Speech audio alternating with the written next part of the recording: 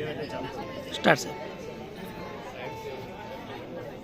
નમસ્કાર, હું પ્રજાપતિ ઘનશ્યામભાઈ લલ્લુભાઈ, શ્રી સાંતરવાડા અનુપમ પ્રાથમિક શાળા.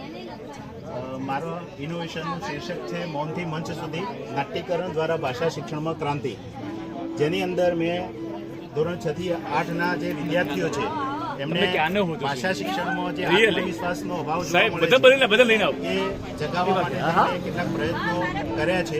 તમારા સ્પેસિફિક લેવાનો 6 થી 8ના જે ભાષાના વિષયો છે જેવા કે અંગ્રેજી, હિન્દી અને સંસ્કૃત, અને એમાં ખાસ કરીને અંગ્રેજી, બાળકો અંગ્રેજીને ગ્રહણ કરવાની જગ્યાએ એને વ્યક્ત કરતાં પણ સંકોચ અનુભવતા હોય છે.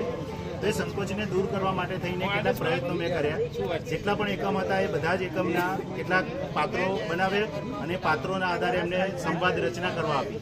સંવાદ રચનાના આધારે એ બાળકોએ પોતે જ સર્જક બને. અને આમ પણ જ્યારે ભાષા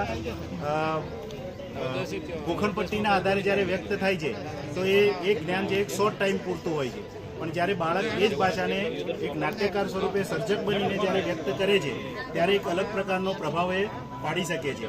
અને આમ પણ બાળક જ્યારે સર્જક બને અને સર્જક બનીને જ્યારે મંચ ઉપર આવે છે ત્યારે એને પોતાને એવું લાગે કે હું એક એવો કલાકાર થઈને આવ્યો છું. અને આ જ્ઞાન એક એવા પ્રકારનું જ્ઞાન છે કે જે લોંગ ટાઈમ સુધી તેની સાથે સંકળાયેલું રહે છે. આ પ્રોજેક્ટની અંદર જે મૂળ તત્વ લીધું છે NEP 2020 મુજબનું કે માત્ર વિદ્યાર્થી શીખનાર નહીં પણ સર્જક પોતે બન્યો. અને NEP 2020 પણ એવું જ કહી રહી છે કે બાળકોમાં જે અભિનય કળા છે એ અભિનય કળાને બહાર લાવવા માટેનો અભ્યાસક્રમને ઉપયોગ કરવો એમ. તો એ માટે થઈને મેં સરસ મજાનો પ્રયત્ન કર્યો છે.